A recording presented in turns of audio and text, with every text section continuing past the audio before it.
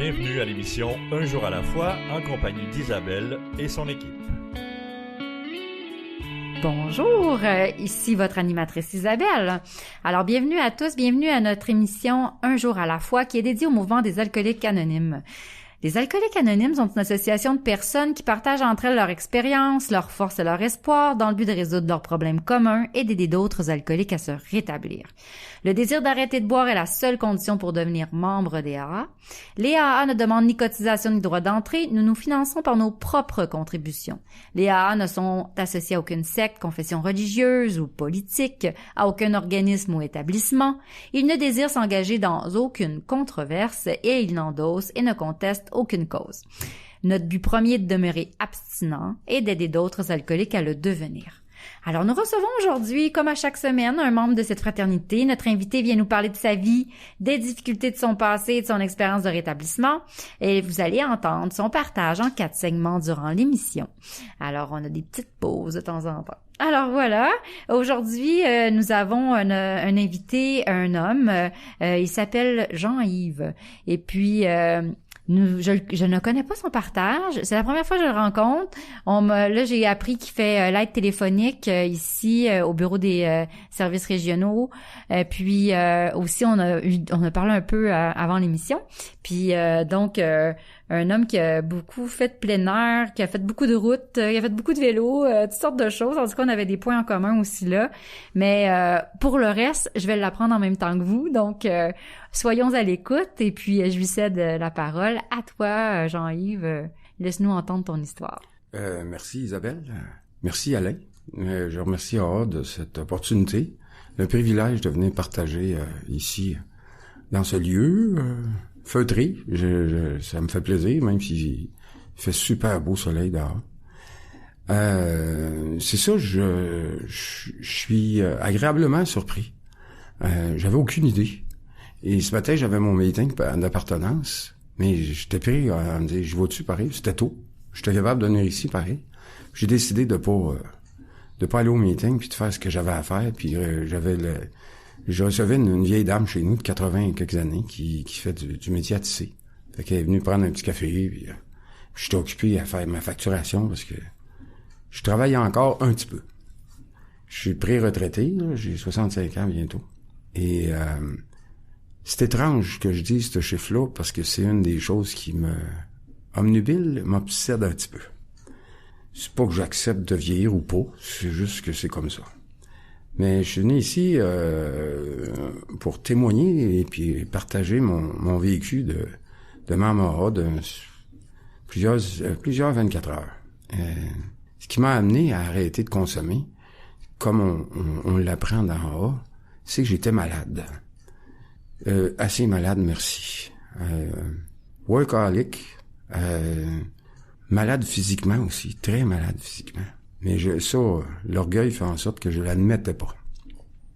Mais alors là, pas du tout. Comme beaucoup de membres dont j'ai entendu le partage. Je souffrais énormément, mais je le savais pas. Et je ne voulais pas le savoir. Jusqu'à temps que des amis, de la famille me le disent, me le répètent.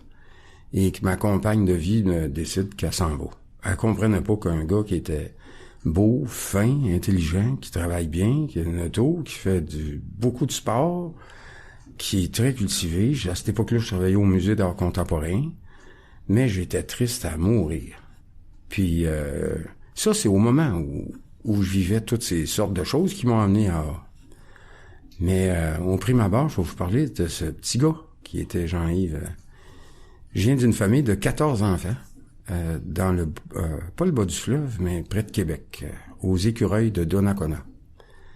Et chose étrange, je le saurais peut-être jamais, mais j'ai été bousculé pas mal, comme beaucoup de frères et sœurs, au moment de ma naissance. Mon père était un fermier, comme des milliers de Québécois. Ça a été un bout d'urbanisation massive, qu'on étudie encore dans les universités.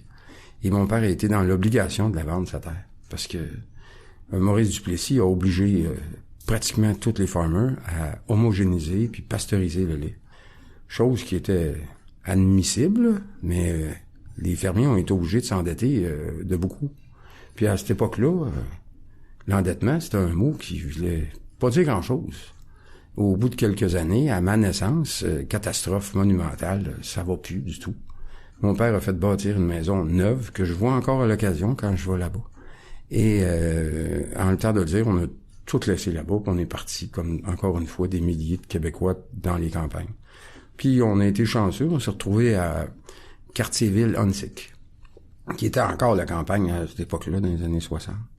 Vraiment, c'est un heureux hasard que j'ai été élevé dans une belle famille de même, mais j'étais un petit gars renfermé, loner, on dit loner, qui reste dans son coin. Puis j'aimais ça être seul. J'aimais beaucoup ça être seul. Puis de tomber dans une grosse famille de même, c'était quelque chose, n'est-ce pas? Et ça m'arrive, j'ouvre une parenthèse, de rencontrer des membres de grosses familles, puis de vouloir faire des meetings de grosses familles, parce qu'on a de quoi se compter. C'est sûr que ça a l'air fou de dire ça de même, mais je pourrais en reparler dans un autre partage un jour, dans une autre émission. Puis, c'est particulier. Aujourd'hui, à Jean, avec mes frères et sœurs, on partage plein de souvenirs et de choses. Et mes frères et sœurs sont adorables. J'ai découvert en arrêtant de voir, les yeux m'ont ouvert. Et tout l'amour qu'il y avait chez nous. C'est ça que j'ai appris d'en haut. C'est cette grande affaire-là, parce que ma mère était vieillissante, puis elle était sur le point de mourir quelques années plus tard. Puis je venais de découvrir le fameux Dieu d'amour. Puis le mot amour, qui veut dire tellement de belles affaires que j'avais aucune idée. Moi, c'était la fonction de vivre. C'était branché toujours sur l'orgueil, l'ambition, qui est le pire des maîtres. C'est le pire des maîtres. Je trouve encore aujourd'hui, je regarde des gens autour de moi, puis la vie, la société, on voit tellement de choses qui sont branchées sur des faux maîtres. Et c'est souffrant. Je regarde la souffrance, mais j'ai plus de détachement aujourd'hui, plus de distance par rapport à ça. Mais le petit gars que j'étais prenait à ça, moi, j'étais du genre à lire beaucoup. Je lisais, là. J'avais mon petit lit à côté de la bibliothèque familiale, le mur, ici, là, mettons, un grand mur, rempli de livres, qui tenait pas, sur des tablettes tout croche. Puis parfois, la porte se fermait trop fort, tous les livres me tombaient dessus, puis je me réveillais en sursaut. C'était spécial. Puis là, je pognais un livre de grec et latin, puis je comprenais rien, mais ça m'amusait. J'ai grandi de même, et j'ai mouillé mon livre, jusqu'à 14 ans. Ça, mais j'étais pas tout seul, là, toute la gang chez nous. L'insécurité, les médecins de ce temps-là, encore aujourd'hui, ils racontent toutes sortes de... Moi, je trouve que c'est une certaine baliverne. C'est bien facile de dire qu'on était insécure, là, qu'on manquait d'amour, c'est bien évident. J'ai dit à un de mes frères, une fois que ma mère avait plus de toton pantoute, rendu à ma naissance, c'est bien clair, après une douzaine, là. Sans compter la tendresse, l'affection. C'était comment qu'on pourrait expliquer ça, là? C'était étourdissant dans la maison. Moi, j'étais pas capable. Je suis pas capable qu'on me caresse, qu'on me prenne dans ses bras. J'ai des souvenirs où j'étais plutôt comme un enfant qui refuse et qui va se cacher tout le temps. Fait que, rendu à l'âge de 15 ans, 16 ans, j'en peux plus. Et j'ai un frère, je reste dans le nord de Montréal, là, puis qui me propose d'aller rester dans une maison de pêcheur. Il y avait encore des maisons, petite maison. C'était 35 piastres de loyer par mois. Fantastique. Fait que je suis allé rester. Mon père voulait pas du tout. Il trouvait que j'étais pas mature. Il venait d'en voir passer d'autres avant, là. Puis les autres étaient allés au collège. La famille du côté de mon père avait les moyens. Mais tout ça pour dire que ça a été... j'ai cheminé comme ça, puis je suis devenu un jeune homme très complexé. Je l'ai découvert encore plus en vieillissant. Ce qui m'a amené, comme ben du monde en haut, à trouver et à chercher un remède. Il y a eu le sport, il y a eu les scouts, il y a eu un paquet d'affaires, mais l'alcool est arrivé là-dedans. Puis ça a été une grande délivrance. Mais le paquet de complexes dans mon arrière d'occiput ou je sais pas quoi dans la tête, dans le corps, et il restait là, en stand-by. Pas à peu près. Puis ça faisait mon affaire. Parce que j'étais un bon... j'allais dire un bon menteur. J'étais malhonnête vis-à-vis moi-même. Je l'ai appris après, là. J'étais pas capable d'admettre quoi que ce soit parce que j'étais un winner, en plus. J'étais bon à l'école, j'étais bon dans les sports, mais j'étais fuyant. J'ai eu quelques blondes étant à cette époque-là, puis je me faufilais pour pas me retrouver dans une position où on me dirait des belles affaires ou encore avoir des conversations intelligentes. J'étais pas ouvert à ça. Je savais pas comment me placer là-dedans. Ça a pris du temps. Mon père, il disait, ça prend du temps avant de faire un homme, puis ça me résonnait en dedans de moi. Puis je me disais, un jour. Puis aujourd'hui, ben, c'est un jour à la fois, c'est pour ça que je suis ici. Puis il y a des fois, comme les promesses nous disent, parfois lentement, mais assurément, je me développe et je m'épanouis d'une façon que... Tu sais, c'est ça, je m'aime bien. C'est ça qui est arrivé. Mais dans ce temps-là, j'avais une blonde, je me rappelle, elle me trouvait donc beau pis fin. Est-ce que j'étais pas capable d'admettre ça? Je pouvais pas admettre que quelqu'un me trouve beau ou fin. Fait que voilà. Voilà. Beau ou fin. Ah oui, t'acceptais pas facilement de recevoir tes qualités, de recevoir 14 enfants.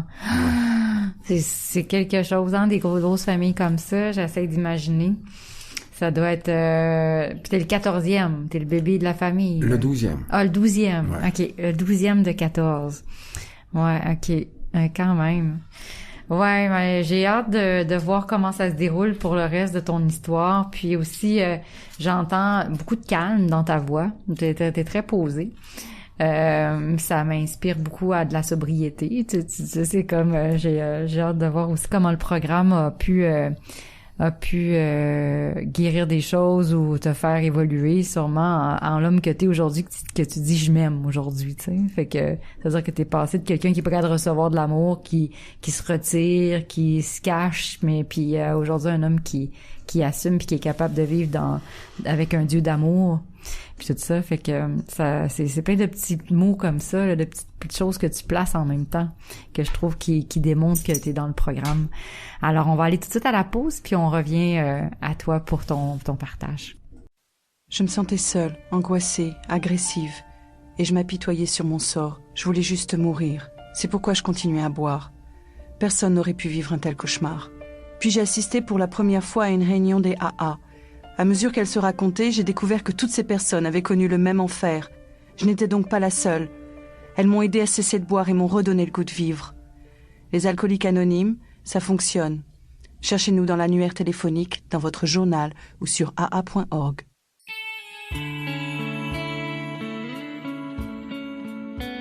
Vous écoutez l'émission Un jour à la fois, en compagnie d'Isabelle et son équipe.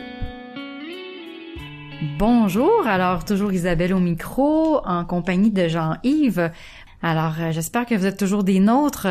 Alors, pour ce deuxième segment, je vais faire la lecture d'un court texte là, de la littérature AA. J'ai pris une réflexion quotidienne dans le livre des réflexions quotidiennes. Alors, je suis à la page 251 et c'est le 30 août. Ça se dit comme ça, une seule condition. Il fut un temps où les groupes multipliaient les conditions d'admission. Chacun avait une peur folle que quelqu'un ou quelque chose fasse chavirer la barque. La liste totale était interminable. Si on avait appliqué partout toutes ces règles, personne n'aurait pu devenir membre. Les 12 étapes et les 12 traditions, page 160. Je suis reconnaissant que la 3e tradition n'exige que le désir d'arrêter de boire. Depuis des années, je n'arrivais pas à tenir mes promesses. Dans le mouvement, je n'avais pas à faire de promesses, je n'avais pas à me concentrer. Il a suffi d'une réunion pour que je sache, malgré l'état de confusion dans lequel j'étais, que je venais de trouver mon chez-moi. Je n'ai pas eu besoin de jurer un amour indéfectible. Des étrangers m'ont pris dans leurs bras en me disant « le meilleur est à venir ». Et, un jour à la fois, ça se fait. Ils n'étaient plus des étrangers, mais des amis attentifs. Je demande à Dieu de m'aider à tendre la main aux personnes qui désirent la sobriété et à garder un cœur reconnaissant. Ouais, c'est moi qui va avoir les larmes qui montent aux yeux. Finalement, on parlait de sensibilité durant la pause. Alors, ben oui, ça me touche beaucoup parce que j'ai le cœur reconnaissant. Je suis très reconnaissante pour le mouvement des alcooliques anonymes. Alors, sans plus tarder, je vais laisser parler Jean-Yves. Ce matin, quand j'étais chez moi, je m'en venais ici. Beaucoup de, pas tant que ça, mais certaines maximes, certains chapitres complexes, concepts de AA me sont venus. En l'occurrence, cette page-là qui fait allusion à cette belle affaire qu'on appelle la liberté. Mhm. D'en haut, beaucoup de membres arrivent avec un orgueil démesuré, puis c'est exactement ça. Il y a tellement de règlements dans toi que tu peux pas admettre d'être libre. Ouais. T'arrives d'un endroit où on t'aime, comme t'es, fucké, qui pue, qui est sale, qui est tout croche, puis on dit t'es libre. Tu le crois pas? Ça se peut pas. Et cette liberté se trouve dans ce petit secret de se rendre compte que tu peux vivre sans règles, sans règlement, c'est ça que je veux dire. Et moi, à mon époque, quand j'ai arrêté de boire, ou plutôt mon cheminement à moi, quand je suis arrivé, j'étais dans une boîte fermée. Pendant des années, moi, j'ai fait du yoga le matin. J'ai fait mes 25 push-ups. Je faisais des vocalises, j'essayais de chanter dans la douche. Tout était en fonction de toujours être excellent ou bon. Je pouvais pas, quand j'écrivais quelque chose, j'ai joué de la guitare pendant 20 ans avec une gang, puis on avait du fun, tu sais. Fallait que tout soit bon. Je faisais à manger, puis un jour, tout ça craque. Ça craque d'accepter d'aller jouer au soccer, puis d'après ça, de faire une bande d'aller jouer avec une gang que tu connais pas, de musiciens, quand tu sais pas ce qui va arriver. Mais avec l'alcool, tout est possible. Puis t'es souvent frustré ou déçu de tes performances, mettons, parce que ça finit que t'as trop bu, t'as trop dépensé, mais je vais revenir à ça. J'ai tellement aimé ça, ce bout-là du 30 août, là, la lecture que tu viens de faire. Ça m'a beaucoup allumé quand je suis arrivé, parce que j'ai compris qu'en dedans de moi, c'est de même, puis que la société est comme ça. Et il m'est revenu, une des affaires qui m'est revenue de ma jeunesse, au moment où je prenais conscience de ces phrases-là, j'avais 18 ans. Puis j'ai étudié à l'Université de Montréal en anthropologie, puis j'étais dans un marxiste-léniniste, puis je vendais le journal La Forge au métro de Saint-Henri. Puis je me promenais en vélo partout. Et ça avait pas de sens. Et comme vie de petit gars, mais il y a bien des petits gars qui vivent ça, je pense. Et je restais dans une genre de commune, un bordel qu'on a loué dans le centre-ville, avec mon frère puis 5-6 autres amis. Et à un moment donné, la police a tourné autour de nous autres et ils se sont tous fait arrêter, sauf moi, je travaillais. Puis ils étaient toute la gang à la Commonwealth Plywood. Et moi, j'avais des journées de lecture du manifeste du Parti communiste. Une affaire. J'ai écrit beaucoup là-dessus, autant dans la 4e étape que dans ma vie. Confusion, tu sais. Ça peut pas être plus confus que ça, là, tu sais. C'est pas sérieux. C'est pas sérieux, un petit gars de 18 ans qui fait ça. Ça mènera... il y en a que ça a amené quelque part. Moi, ça m'a amené que j'ai éclaté. Rendu en septembre 78. En l'espace de quelques semaines, j'ai dit à ma mère, mon frère, je m'en vais. Je sais pas où je m'en vais, mais je m'en vais. J'ai pris un billet de train, un billet d'avion ouvert pour Paris. 300 quelques piastres, je pense. Je suis parti quasiment 1 an. Et ça m'a épanoui, parce que d'en haut, j'allais ouvrir la petite parenthèse de la fuite. Ben oui, c'est pas bien grave, la fuite. C'est des grandes phrases de dire que c'est une fuite. Oui, ben oui. J'en ai fait plusieurs dans ma vie. Puis il y a quand même un grand philosophe qui parle de l'éloge de la fuite. Il y a bien des fois où c'est peut-être mieux de fuir, parce que les êtres humains, on est comme ça. Ou bien on reste sur place, on est figé, ou bien on recule ou on fuit, tu sais. On avance, on fonce dans le tas. Moi, j'avais pas mal les trois en dedans de moi, là. Ça dépend des gens, mais moi, je pouvais autant foncer que... Et c'est peut-être tant mieux que je sois parti. Et j'ai découvert l'amour. Une femme qui m'a aimé, une jeune fille de mon âge. En plein désert. Mm-hmm. C'est comme une autre histoire qui se peut pas. Que j'ai écrit, évidemment. Je suis revenu au Québec, l'âme en peine, en me disant... J'y retourne, ça se peut pas. C'est impossible. Faut que j'y retourne. J'avais plein de contacts que je me suis fait là-bas. J'ai fait les vendanges.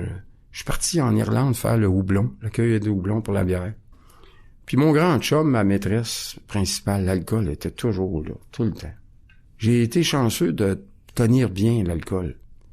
Mais les aventures d'alcool sévères, je les cachais loin derrière de moi. Les blackouts que j'ai eus, les affaires, il m'en vient encore aujourd'hui. Puis le deuxième voyage, je suis reparti assez vite. Là, ça a été encore plus la fuite. Et je me suis retrouvé en Europe à me dire, je reste ici pour de bon. Je pense encore de l'état d'esprit que j'avais, d'être pris entre deux murs, puis de plus bouger. Je reste-tu en France, je m'en vais-tu, Puis un jour, je suis retourné en Irlande, puis j'ai eu un gros accident d'auto avec un mort, puis un paquet de choses. Ça a été la goutte, un des petits bas-fonds que je commençais à avoir. C'est pas un gros, évidemment. Sur le bord du fossé, le gars qui m'a embarqué, c'était un témoin de Jéhovah de New York et qui avait acheté une voiture en France. Et moi, j'étais en France, il me prend sur le pouce. Puis, you are on the wrong side. Je disais, t'es pas du bon bord, parce qu'en Irlande, faut conduire tu sais, c'est tellement différent, l'Irlande. T'as quelques autoroutes autour de la capitale, puis des grosses villes, puis le reste, c'est des routes très méandres. Ça tourne sans bon sens. Fait qu'on a eu un face éclair. Pas à grande vitesse, mais mettons 100 000 là-bas, 20, 30 000 à l'heure, tu sais. Mais ça fesse fort, tu sais. Et je vous raconterai pas tout ça en détail, c'est pas nécessaire, mais moi, c'était de voir ce gars-là qui prie Dieu. J'étais tellement en joie le vert de ce qui m'arrivait que j'étais sans connaissance, et puis la police qui est là, l'ambulance, tout le monde pleure, je sais pas quoi faire. Moi, je suis relativement correct. Puis là, je vois ce gars-là qui veut pas embarquer dans l'ambulance, il a la face en sang, puis qui parle de Dieu sans... tu sais, Dieu est avec nous, il est prêt à se lever. C'est un témoin de Jéhovah, j'en venais pas, pour aller soigner, aider ceux qu'on avait frappés. Je me suis retrouvé à l'hôpital, et je broyais ma vie. Et le policeman, il m'a dit où c'est que j'allais. J'ai dit, j'ai cette adresse-là. Une autre chose que les gens savent pas, si tu vas en Irlande sur le pouce, à tel tour, là, tu sais pas où tu vas pantoute. Il a fini par me laisser à la bonne route. Et je me rappelle, j'étais en un état exacerbé de Dieu. Ce gars-là me revenait tout le temps. Et j'ai été accueilli par un gars que j'aimerais revoir à tout prix, qui a pris soin de moi pendant 3 jours, puis on a parlé de Dieu. C'était une histoire qui se peut pas non plus. Puis il m'a dit, ouais, tu ferais peut-être mieux. Je broyais tout le temps, puis j'avais mal dans le cou. Je suis revenu au Québec. Ça faisait fort, là, tout ce deuxième voyage-là. J'ai revu ma compagne du premier voyage. Je suis revenu ici, perdu. J'avais quitté l'université dans le temps, puis être quelque chose, c'était pas important. Fallait faire des affaires. Puis dans mon état, je me suis soigné un peu, puis badang. Je suis retourné à l'université. Et je me suis fait attraper par une femme de 7-8 ans plus que moi, qui a pris soin de moi. Mais au bout de 2 ans, c'était fini. Je suis reparti encore dans l'Ouest canadien. Je suis pas resté longtemps, mais suffisamment pour avoir une autre aventure. Je parle d'une autre aventure de vie. Puis, pour travailler pour le CNCP, c'était quelque chose. Et, vous savez, tout le côté, là, c'est quoi l'animal, là, qu'on se transforme tout le temps de couleur, là. Pas le lézard, là. Vous savez, le caméléon. Voilà. Mm-hmm. Peu importe où j'étais dans la vie, moi, j'allais à la taverne ou à la brasserie plus jeune, j'étais avec des bums, je me sentais pas nécessairement un bum, mais j'étais capable de Continue, tu peux encore finir ta phrase, mon cher. C'est ça. Le caméléon que j'étais approchait d'une période difficile et j'ai cumulé par la suite beaucoup de bas-fonds. Ah oui. Oh, wow. Moi, j'aime ça, le fait que tu as voyagé beaucoup, là, puis l'expérience que tu as dû acquérir en même temps de tout ça. Tu sais, on dit les voyages forment la jeunesse. Mais j'ai pas eu ça, moi, de pouvoir voyager comme ça, mais je suis toujours fascinée par les voyages, c'est les gens qui racontent des voyages. J'adore ça. Mais je vois quand même que ça veut pas dire qu'on est, en tout cas, je ressens pas que t'étais épanoui et heureux, là, pendant ces moments-là. On voit qu'il y a des épreuves, hein, une grosse épreuve, l'accident, aussi que tu t'adaptais, donc tu t'arrangeais pour t'adapter. Caméléon, c'est que tu t'adaptes tout le temps, puis tu t'es aux couleurs des autres, puis tu t'adaptes à plein de choses qui sont peut-être pas faciles non plus. L'alcool t'accompagne au travers de ça, donc comme tu as dit au début, ça te suit partout, fait que donc tu bois au travers de ça, même si tu l'as pas nommé souvent, mais c'est ce que tu as dit au départ. Alors, on va aller à la pause. Restez avec nous, puis on va retrouver Jean-Yves qui va poursuivre donc son partage tout de suite au prochain segment. Alors, à tout de suite. Ce dont je me souviens le plus souvent, c'est la solitude que je ressentais. L'isolement au milieu du monde. À la fin, je trouvais plus de plaisir à boire. Depuis que j'ai commencé à assister aux réunions des AA, je me sens revivre. Et c'est peut-être ce que j'ai vécu de plus important. Je m'aime réellement moi-même. Et c'est très bon. Les AA sont comme un miracle dans ma vie. Les alcooliques anonymes, ça fonctionne. Cherchez-nous dans l'annuaire téléphonique, dans votre journal ou sur aa.org.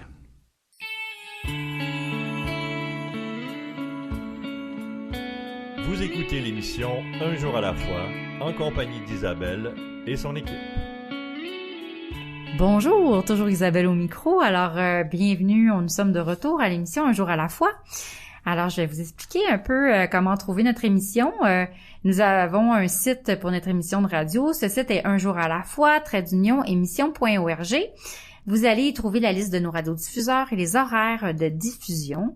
On a 4 radiodiffuseurs. Alors, vous pouvez aussi accéder à Un jour à la fois par le site Internet de la région 87 sur aa87.org. Vous aurez en plus de ça accès à tous nos enregistrements depuis 2020 et aussi aux archives de Partage Radio. Les podcasts aussi, nous en avons plusieurs, c'est tout intéressant, autant les uns que les autres, puisque c'est toutes des belles personnes en rétablissement. Et puis ça, vous pouvez l'écouter via toutes les plateformes, donc celle de votre choix. On est aussi sur YouTube. Et si vous voulez venir partager votre histoire personnelle, vous pouvez nous rejoindre. Vous pouvez communiquer avec nous par le site Internet. Vous allez trouver l'adresse courriel. C'est un jour à la fois, émission @aa87.org. Nous avons aussi maintenant une boîte téléphonique, donc où vous pouvez laisser un message puis vous pouvez nous téléphoner donc au 514-374-3688 poste 3. Alors si vous voulez venir partager, nous laisser un commentaire, alors voilà, vous avez 2 moyens assez faciles. Aussi, nous sommes à Montréal, donc si vous voulez venir partager, il faut venir ici au bureau des services régionaux au 3920 rue Rachel. Alors, nous enregistrons le week-end. Alors, vous êtes bienvenus avec nous, donc, pour vivre cette expérience-là. Aujourd'hui, donc, c'est Jean-Yves là, qui nous raconte son histoire, son parcours de vie. Qui va suivre avec son rétablissement tout à l'heure. Donc là, il parcourt le monde, il va à plusieurs endroits. Et là, il est allé en Colombie, dans l'Ouest canadien.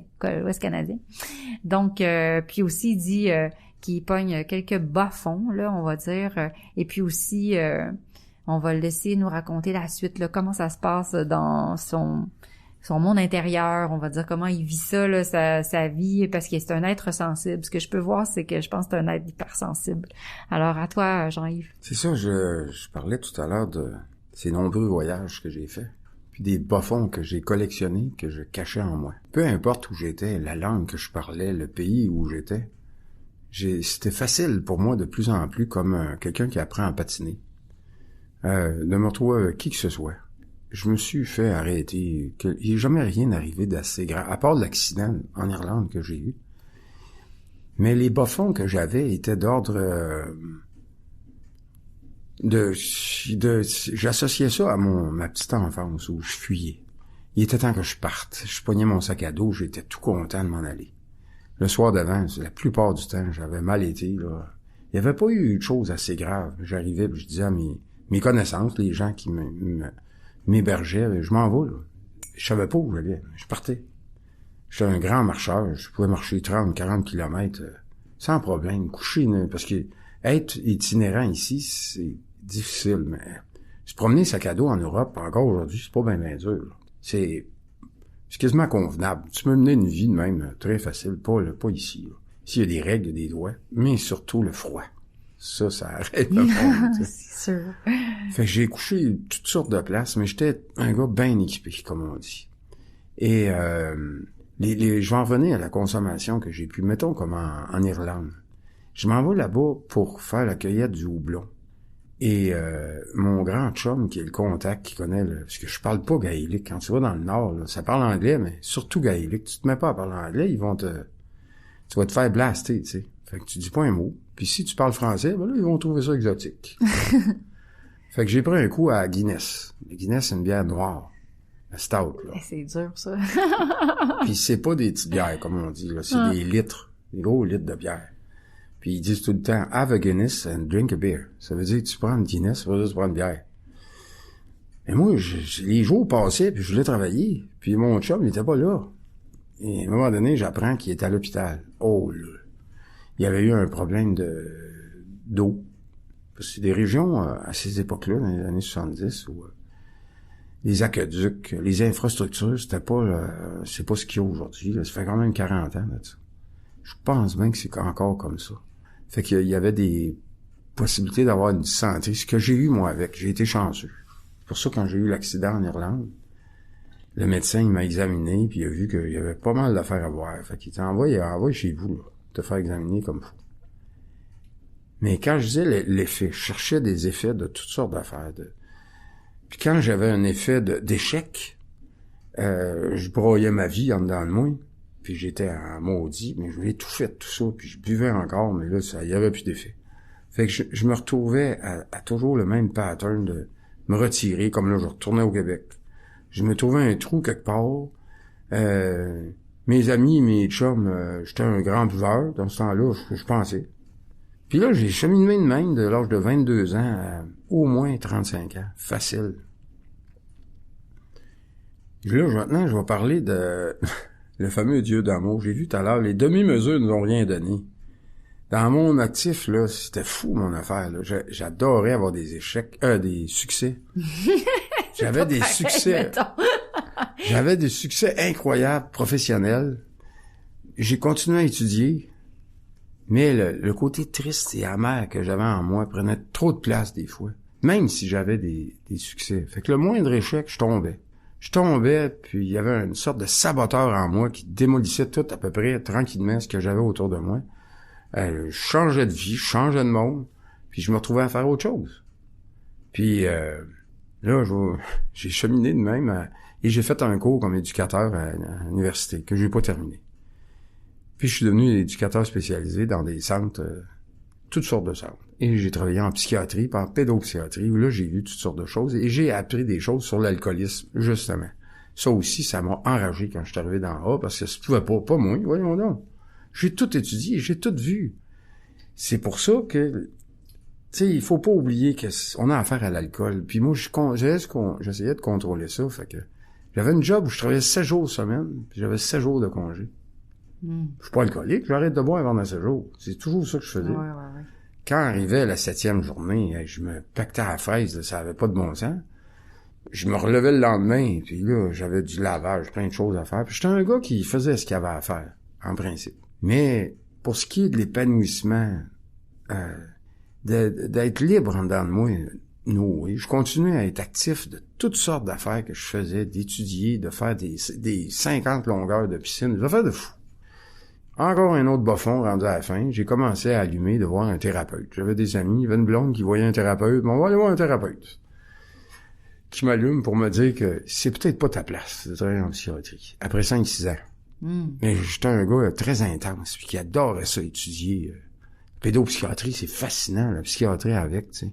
Mais j'avais pas allumé sur le fait que la santé mentale est une chose, puis avec l'alcool, c'est explosif. J'avais ça dans moi, comme tous les êtres humains. Et j'ai continué de même. Je me suis soigné avec ce thérapeute-là. J'ai fait des jeûnes. J'ai essayé. Puis là, à un moment donné, ça allait un peu mieux. Encore des succès. Puis à un moment donné, j'ai un frère qui travaille dans le cinéma. Il vient me chercher. Là, c'est le bout du bout. Là, je me retrouve dans le cinéma comme accessoiriste, dans le décor. Je fais toutes sortes de trucs, tu sais. Et je reviens à mes voyages du BC, puis même en Europe, j'ai conduit des camions. Je suis allé chercher ma classe de chauffeur que j'ai encore aujourd'hui. Fait que dans le cinéma, j'ai conduit des camions aussi. Ce qui m'a amené à rencontrer un paquet de monde. Puis un jour, il est décédé, là. Monsieur Lauzon vient me voir, le réalisateur, puis il me demande de travailler comme coach. Coacher les jeunes qui étaient dans le film. Un succès pas possible, ce film-là, là. C'était extraordinaire. Ça m'a amené à travailler sur d'autres films, des films américains, tout ça. Mais souvent, c'est des univers de même, de gros succès, puis là, tout à coup, pouf. Pour X raison, t'as beau avoir des succès, faut que tu travailles, là. Ça marche pas. Je suis pas capable de gagner ma vie, puis je bouille. Puis j'étais un gars qui se faisait des enveloppes budgétaires, puis là, il y a une enveloppe qui était vide, ça marche pas, là. Ben ouais, elle est vide, je l'ai toute consommée. J'en remettais dedans, puis quand je faisais le calcul, à bras, J'étais en beau tabarnak contre moi, excusez. J'étais en maudit, pis cause, ça peut pas. Je suis bon, moi. Je suis bon en mathématiques, là. Tout devrait marcher. Tout devrait être payé. Fait que bref, j'ai continué comme ça, puis ça m'a amené tranquillement à la période où je suis devenu... c'est plus que Dr. Jekyll et Mr. Hyde, là. J'étais rendu, les deux marchaient à quatre pattes.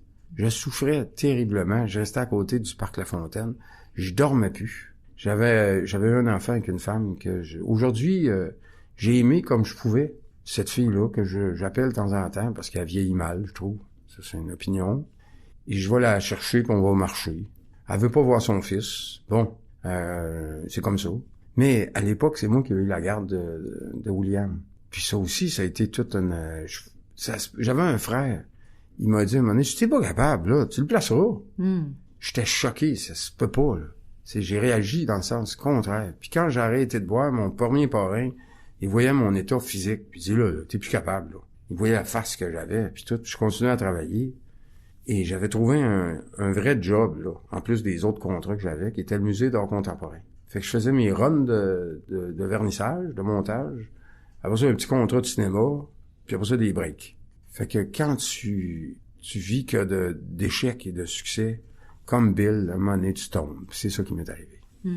C'est comme un peu des montagnes russes, un peu. Tu montes, tu redescends, tu montes, tu redescends.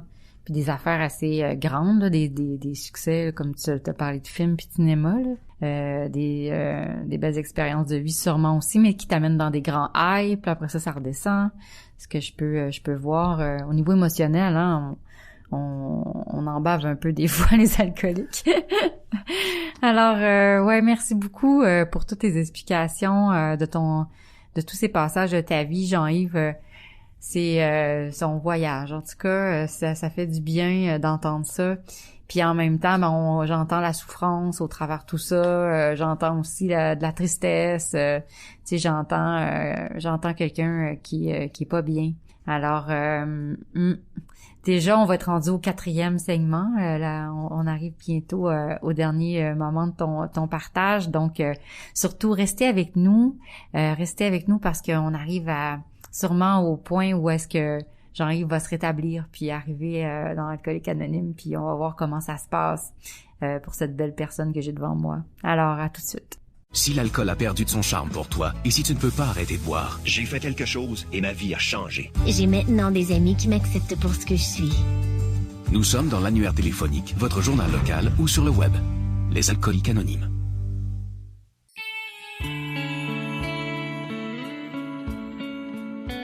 Vous écoutez l'émission Un jour à la fois, en compagnie d'Isabelle et son équipe. Nous sommes de retour à l'émission. Alors, toujours Isabelle au micro. Donc, c'est notre émission Un jour à la fois. Je vous souhaite encore la bienvenue et merci d'être là. Et puis, donc, si vous souhaitez en apprendre davantage sur le mouvement des Alcooliques Anonymes, allez consulter le site officiel des Alcooliques Anonymes du Québec. Donc, le site contient une foule d'informations sur cette grande fraternité. Et puis, vous allez trouver la ligne d'aide téléphonique de ta région. Si jamais tu as besoin de parler, puis tu as besoin de trouver une réunion, tu as besoin d'aide, tu es dans un bas fond, tu vas pas bien, n'importe quoi, il y a quelqu'un pour te répondre. Alors, n'hésite surtout pas. Et puis aussi, si tu peux aller sur le site Internet, là, puis tu vas trouver toutes les réunions à travers la province. Donc, il y a des réunions en Zoom, il y a des réunions au téléphone si t'as pas Internet ou si t'aimes pas ça, Internet. Alors, il y a aussi des réunions en salle.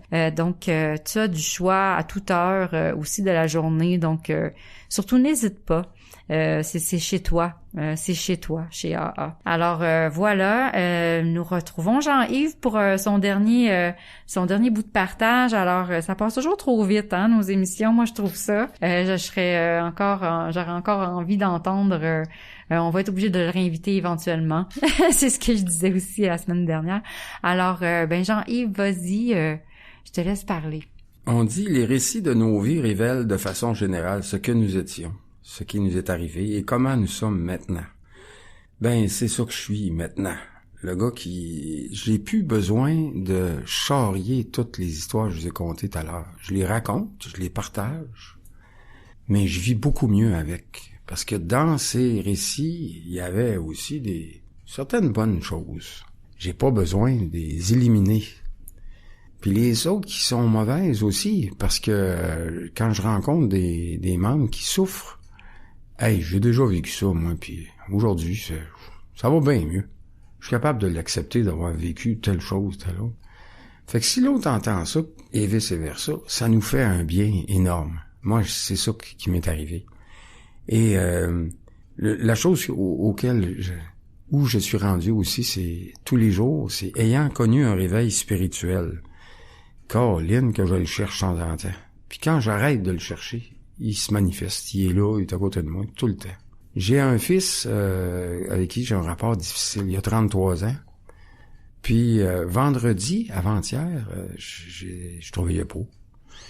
Et il est arrivé cette catastrophe de réseau qui a fucké le téléphone. Il m'a écrit un texto de pas aller chez lui, parce qu'il s'en allait en Gaspésie. Je le savais, mais je vais y aller pareil.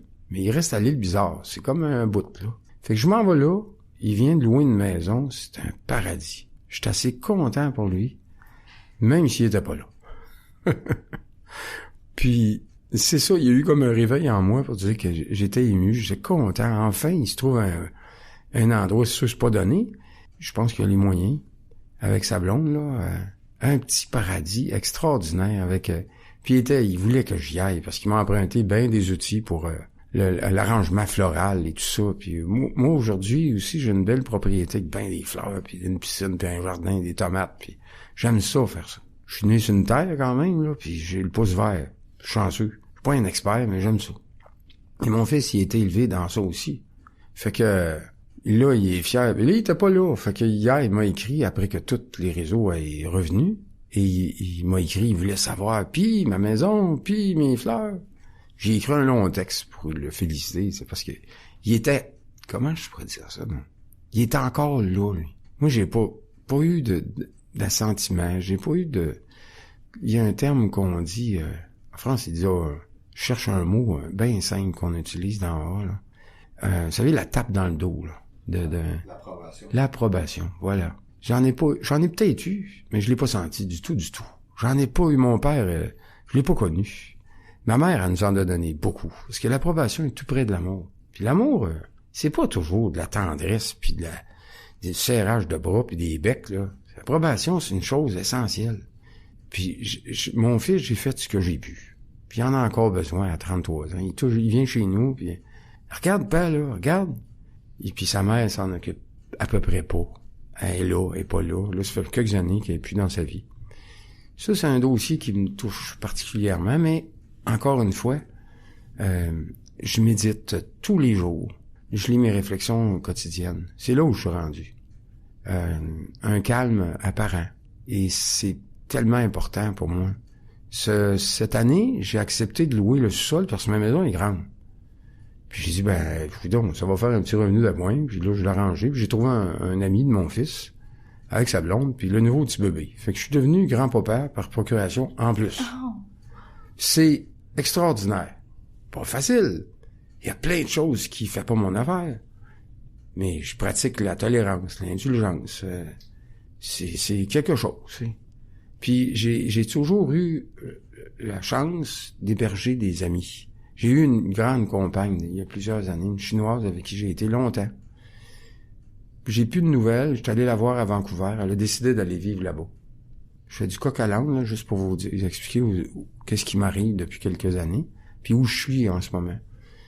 Peu importe les événements, les choses qui se présentent à moi, les décisions que je prends. Dans la littérature, il y a tellement un beau langage de l'acceptation. J'accepte, c'est des affaires. T'sais. Surtout quand je suis tourmenté. Comme là, j'ai une question de créance un peu, là, pour la maison. Parce que je l'ai pas vendu, je l'ai réhypothéqué pour faire des affaires, puis ça marche pas à mon goût. Puis je me lève avec ça le matin, je trouve ça plate. Je demande tout le temps, coudonc, il y a rien de grave, là, ça va s'arranger. Mais c'est long. Fait que c'est long. C'est tout. C'est tout ce que je peux savoir. Fait que mon parrain, il me rappelle à l'époque, puisque j'ai lu beaucoup, j'avais un côté intellectuel fort, c'était lourd, comme un sac à dos. Puis quand on lisait la littérature ou le gros livre, il me disait, je me rappelle, Il dit, là, prends ton gros livre, là, piche sur le lit, là, va-t'en dans ta bibliothèque, parce que j'ai toujours eu beaucoup de livres. Il dit, tu pognes un Tintin, là, puis tu me rappelleras dans une demi-heure. J'étais en tabarnouche, tu sais, mais il avait raison. Il fallait que je me donne un break. Fait qu'aujourd'hui, je le fais amplement. Et je découvre quasiment, ça frise l'oisiveté. C'est extraordinaire. Je pensais jamais vivre ça, le côté casanier de vivre à la maison, de te faire inviter puis en plus la pandémie, moi, j'ai pas souffert du tout. Je travaille comme pré-retraité une journée, 3 jours maximum par semaine. Je fais des voyages en plus. Je pars à Québec, m'en vais à Ottawa, monte à Sherbrooke, je reviens, c'est fini. Fait que, puis j'hébergeais du monde en plus parce qu'il y a un membre ami qui s'est séparé, puis j'y ai prêté le sous-sol, là, il y a plusieurs années. Il est parti. Il y a eu personne. Puis là, il y a ces gens-là dans mon sous-sol. Je suis pas mal sûr qu'ils resteront pas trop longtemps parce qu'ils ont un bébé et ils en veulent d'autres. Bon. Mais ils sont jeunes. Puis lui, en plus, il semble avoir pas mal sûr qu'il a un problème d'alcool. Et il y a eu toutes sortes de quiproquos, tu sais. Puis j'ai dit, ici, il m'appelle le président des AA. Depuis qu'il est tout jeune, qu'il sait que je suis dans AA. Et mon fils, il est venu dans AA beaucoup. Puis c'est ça qui est drôle. Ils se connaissent. Il y a plusieurs années, mon fils a été avec une autre compagne que j'aimais bien. Je savais pas qu'elle avait des problèmes on peut pas tout savoir dans la vie, de consommation. Puis j'ai dit, regarde, si tu veux, là, tu m'appelleras, tu sais. C'est pas encore fait, mais elle se monte le bout du nez, puis mon fils est rendu avec une autre femme. Et c'est ça, cette grande tristesse qu'on voit dans les yeux puis les visages de ceux qui consomment, là. Tous ceux qui arrêtent de boire, qu'il y a 1 an, au bout de quelques mois, là, on le voit. Mm-hmm. C'est tellement rapide dans le thème de voix, dans la façon qu'ils ont de s'exprimer, les gens, que c'est clair, tu sais, comme nos droches. Puis, mais si, comme j'ai un ami qui m'aide, on se parraine un l'autre, puis des fois, je parle de Marc qui s'appelle, qui reste chez moi. Puis il me dit, oublie pas, là, il dit, s'il consomme, il est pas mal plus équipé que toi, tu sais. Ça veut simplement dire qu'il est plus fort que moi. Du côté je peux pas me mélanger, là, de Mr. Hyde. Faut que je fasse attention, parce qu'il peut être monstrueux des fois. Je le vois faire, là. Je dis, wow, calme-toi, là, tu sais. Il est contracteur, puis je le vois brasser son trailer, puis le stock qu'il y a dedans, puis il est en joie le vert, tu sais. En plus, il est jeune, 30 ans. Puis là, il se calme. Là, je l'imagine avec ses employés, ou même avec sa femme, tu sais. Mais, c'est ça. Je garde mes distances, puis c'est pas de mes affaires. Mm-hmm. Jusqu'à preuve du contraire. Puis peut-être qu'à un moment donné, il va venir me voir, puis il va apparaître dans le haut, mais s'il reste chez nous encore, puis je le parrainerai pas, c'est certain, tu sais. Mais aujourd'hui, tous les jours, il n'y a pas une journée que je remercie, comme on dit. Là, j'ai beaucoup de gratitude mais au ciel, le matin, le ciel, j'ai une piscine, je m'en vais dedans, là, sacrifice, il faisait frais, hier c'était encore plus frais. C'est extraordinaire. C'est pas parfait, mais c'est extraordinaire de le sentir, parce que moi, ça va faire, 24 ans, c'est ça. Puis, je m'en rappelle très bien de ma jeunesse, puis il me semble que ces couleurs divines qu'on appelle le ciel, je les voyais pas, je les sentais pas, je sentais pas la vie, comment elle était belle, puis ça m'émeut. Hier soir, j'ai été chez un de mes frères. Vas-y, je termine ça en douceur. On a bien mangé, eux ont bu un peu, puis on a partagé des belles affaires. Je suis parti, je suis rentré chez nous, s'occuper de mon petit minou. Ils sont pas là parce qu'ils sont partis à la roulotte. Extraordinaire. Je me couche comme un petit gars de 8 ans, qui remercie le bon Dieu. Fait que, c'est ça. Fait que je vous ai présenté mon cheminement. Fait que, bon voyage à tout le monde. Merci beaucoup, Jean-Yves. Merci pour ta douceur aussi. En tout cas, je suis touchée, là. T'as beaucoup de douceur. Ça fait du bien. Aux yeux. Alors voilà, ça termine notre émission Un jour à la fois. Comme on peut voir, c'est ça, on touche quand on vit sans l'alcool, sans notre béquille et tout ça, ben on est capable de toucher à nos émotions, on est capable de vivre dans le vrai, de vivre notre vérité profonde, puis d'avoir de la gratitude pour la vie, parce qu'elle est belle la vie. Alors, je remercie tout le monde. Je remercie les radiodiffuseurs. Je remercie nos auditeurs. Je remercie Jean-Yves d'être venu partager. Je remercie Alain d'être à la console, que vous avez entendu sa voix à un moment donné tantôt. Alors merci et bienvenue. Revenez nous voir à notre émission. Et puis je vous souhaite une belle semaine. À bientôt.